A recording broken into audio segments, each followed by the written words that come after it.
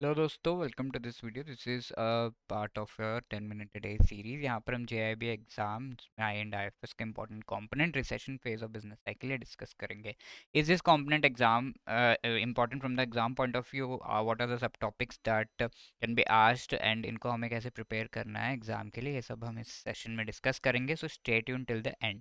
आगे बढ़ने से पहले जेआईबी एग्ज़ाम की प्रिपरेशन और भी इजी हो जाती है if you have an idea कि किस तरीके से आप प्रीवियस ईयर्स में कैसे क्वेश्चंस आए थे। Through the previous year questions you get this idea. साथ के साथ most important topics and MCQs भी आपको पता होने चाहिए। तो इनका बढ़िया डॉक्यूमेंट हमने बनाया है in the PDF format which you can download by clicking the link given in the description. Okay, तो recession phase of business cycle ये हम डिस्कस कर रहे हैं। Already we have discussed what is this boom, what are the four phases of the business cycle. पहले तो हमने देखा था कि बूम फेज जहाँ पर डिमांड बहुत हाई रहता है and national income and GDP increase होता है। साथ के साथ व्हेन द बूम फेज से रिसेशन फेज में कैसे ट्रांजिशन होता है, बिकॉज बूम फेज में बहुत ज़्यादा डिमांड होता है, the demand is really high, inflation is high, ठीक है, बहुत ज़्यादा कॉस्ट होता है ऑफ द थिंग्स। तो इस वजह से वी ऑलरेडी सॉ कि इन्फ्लेशन हाई होने की वजह से there are certain class of people which are the salaried employees जिनको डिफ़िकल्टी होती है।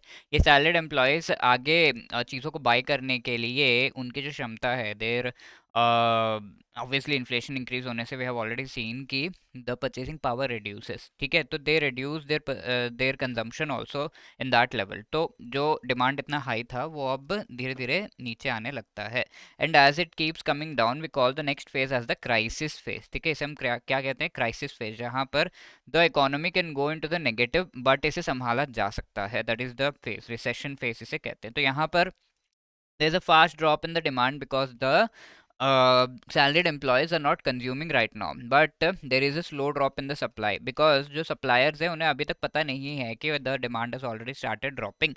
Producers keep producing, जो भी प्रोडक्शन करना है वो करते रहते हैं because उन्हें अभी भी लग रहा है कि डिमांड इंक्रीज ही हो रहा है, but now we know that the demand is started to decrease in the recession phase.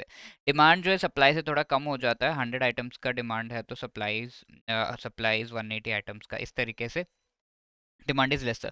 Now apart from that the inflation and profit जो है नॉर्मल रहते हैं एक पर्टिकुलर इकोनॉमी में, एंड इन्वेस्टमेंट इंटरेस्ट रेट जो है ये भी आपके धीरे धीरे इंक्रीज होते रहते हैं। तो इन्फ्लेशन एंड प्रॉफिट जो है थोड़ा सा ड्रॉप होने लगता है because the demand is slowly slowly reducing. Investment and interest rates also start dropping. Investment is अब people are not buying, supply करने की जरूरत नहीं पड़ रही है ज़्यादा, तो you won't be encouraged to expand your business and invest in your business, तो investment drops and that is why you won't be taking any loans, so interest rate भी ड्रॉप करने लगता है। अब इसके साथ we have a very good idea कि जो वेजेस हैं पीपल के वो भी कम होने लगते हैं बिकॉज प्रोडक्शन हो ही नहीं रहा है, प्रोडक्शन कर ही नहीं रहे, हम सप्लाई कर ही नहीं रहे, तो the there is no requirement of the work force also, you will start firing people, unemployment increase होता है, वेजेस कम होने लगते हैं। And cost of factors of production, जो भी फैक्टर्स ऑफ प्रोडक्शन है, the four things required for any kind of production, land, labour, capital and entrepreneurship, ये चारों का भी कॉस्ट जो है, साथ के साथ जो इनपुट्स है, for example if you want to prepare bread तो you need wheat for that, तो इनपुट्स के जो कॉस्ट है सभी का कॉस्ट रिड्यूस हो रहा है, सभी का प्राइस रिड्यूस हो रहा है, inflation is dropping and deflation हो रहा है, तो ये वीट का भी कॉस्ट रिड्यूस होता है, so that is cost of factors of production actually reduces.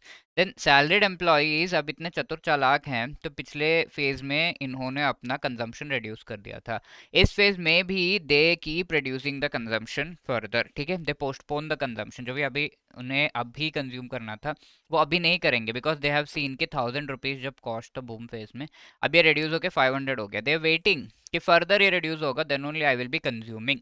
तो we have a thought process के रिसेशन फेज में जो प्राइसेस कम हो जाते हैं तो ये सैलरीड एम्प्लॉयज कंज्यूम करने लगते हैं, no, they postpone consumption till the price falls to a value of 100 और फॉल करेगा तब खरीदेंगे, तो दे आर वेरी चतुर चालाक, ठीक है। एक ही चीज बढ़ती है, सब कुछ रिड्यूस हो रहा है, but one thing increases that is default to the bank.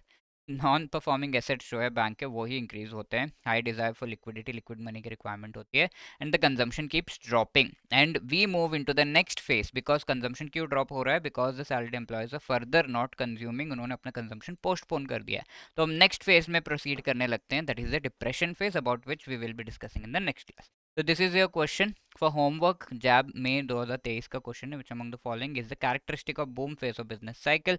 Accelerated and prolonged increase in the demand होता है, demand peaks to levels that exceed sustainable output of production levels, economy heats up and the demand supply lag becomes apparent. ये चीज़ें सही हैं या नहीं आप लोग बता सकते हैं in the comment section. In the previous session we have seen this question, which among the following is not the characteristic of business cycle?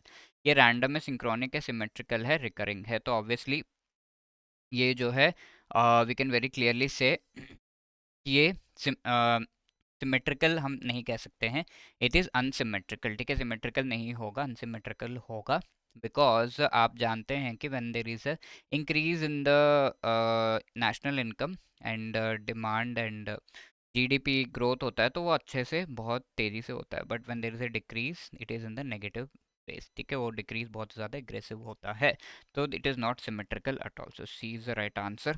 If you want to clear the JAIIB exam in one attempt and उससे related guidance आपको चाहिए, तो हमारा master course available है ना, तो इसमें आपको चारों कंपोनेंट जो जेआईबी एग्जाम के आईएएफएस, एएफएम, पीपीबी, आरबीडब्ल्यूएम, चारों से रिलेटेड बहुत ही बढ़िया शॉर्ट कॉन्सेप्ट क्लासेस के थ्रू कंप्लीट ये जो सिलेबस है वो पढ़ाया जा रहा है। ईच एंड एवरी चैप्टर के short note, chapter wise MCQs and full length mock test and exam से पहले लाइव क्लासेस के थ्रू आपको मोस्ट इंपॉर्टेंट टॉपिक्स पढ़ाए जा रहे हैं। Not just that, JIB 75 code use करके आपको 75% का डिस्काउंट भी मिल रहा है। All the best for your preparation. इसके साथ साथ हमारा लाइव क्रैश कोर्स भी चल रहा है जिसमें आपको लाइव क्लासेस के थ्रू पढ़ाया जा रहा है, राइट? तो keeping all of this things in mind, if you have any other queries you can call us on or drop a mail at hello@edutab.co.in. ठीक है, तो wishing you all the best, thank you so much, take care.